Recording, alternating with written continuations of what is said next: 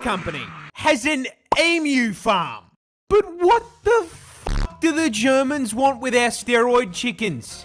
Well, you see, a lot of complex parts have to come together to build a car. I mean, your transmission, your engine. I would say indicators, but we are talking about BMW here. However, the first thing you'll notice about a car is usually the simplest. The paint. Yeah, it doesn't really matter how nice your car is. If the paint's peeling off like a banana, people are going to assume it's a fucking shitbox. And that's why car companies put a lot of time and research into making sure the paint stays on your car while you slide it sideways into a tree.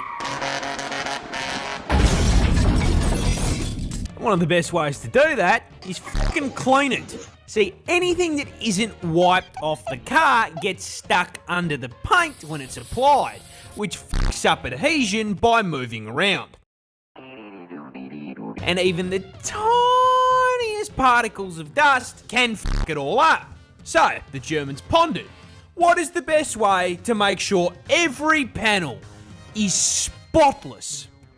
And the answer they landed on is a giant fuck-off duster made of Australia's favourite feathered war criminals.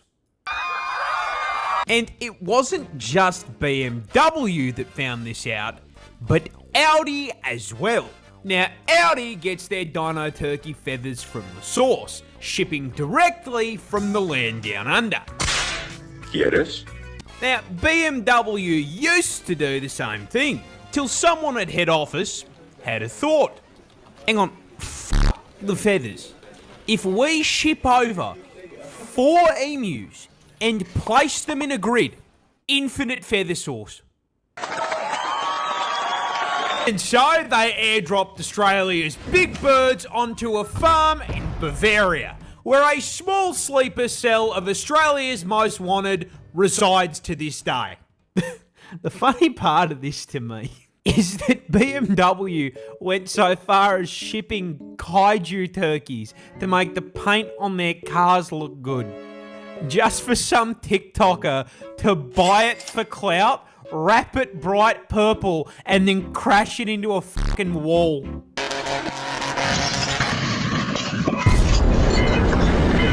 BMW is getting bullied. But why? Why you bully me? Well, you see, this is Punch, a Japanese macaque whose mother, immediately after giving birth to him, went out for milk and cigarettes.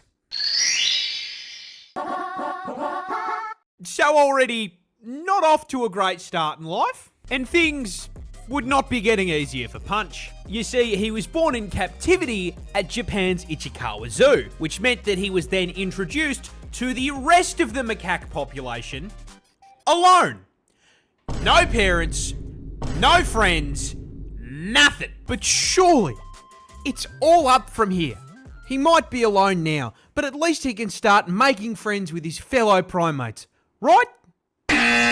Yeah, unfortunately, macaques treat the new kid in school about as well as Family Guy treats Meg. These guys have a very complex social hierarchy, and not unlike high school, it is enforced with bullying. So far, Punch has been smacked, dragged, and bitten, basically to tell him that he can't sit with them at their lunch table. And the bullying he cops is made worse by the fact there's no one to protect him because his mum, you know. And then after jumping him, they won't even let him get a fucking hug.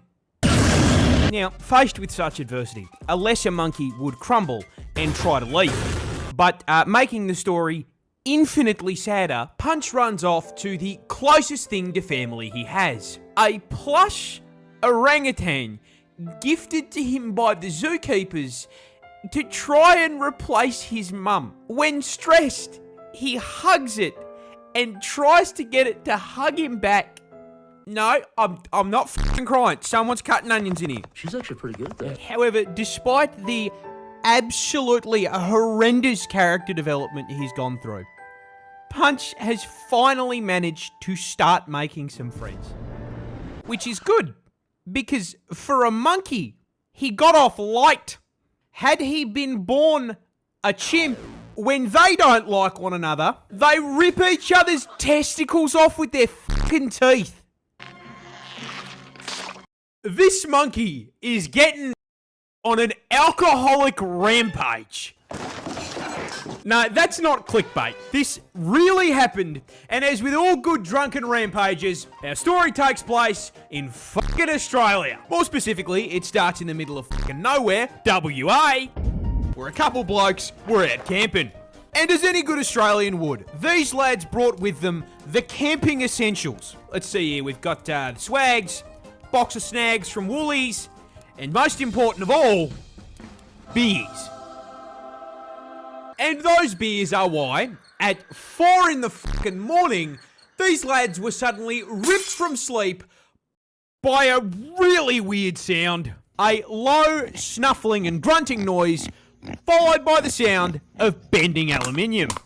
So, to ensure they weren't being attacked by, pick a native Australian animal, they got out of their tents, turned on a torch, and shined a light at it. And what they found was a wild pig shotgunning all of their piss.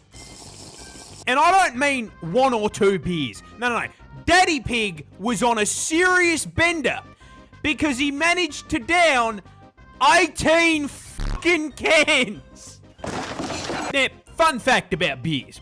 Once you hit the 18 mark, all of your stats are redistributed into strength and you gain the frenzy debuff. This is why, after being spotted by the torch, the pig fucking sonicked away from the now empty 6-packs, knocked over the garbage cans, paused, turned around and ate the garbage, then continued sprinting to a nearby paddock where it started headbutting a fucking cow. This really pissed off the cow, who turned around to face the pig. And it was at this point, looking up at the very pissed off Big Mac, the pig realised he genuinely wasn't built for this shit.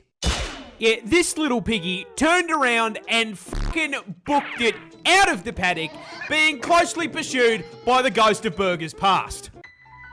The cow chased him around a car for 10 minutes before giving up, leaving the still drunk pig to stumble away and pass out in a fucking bush.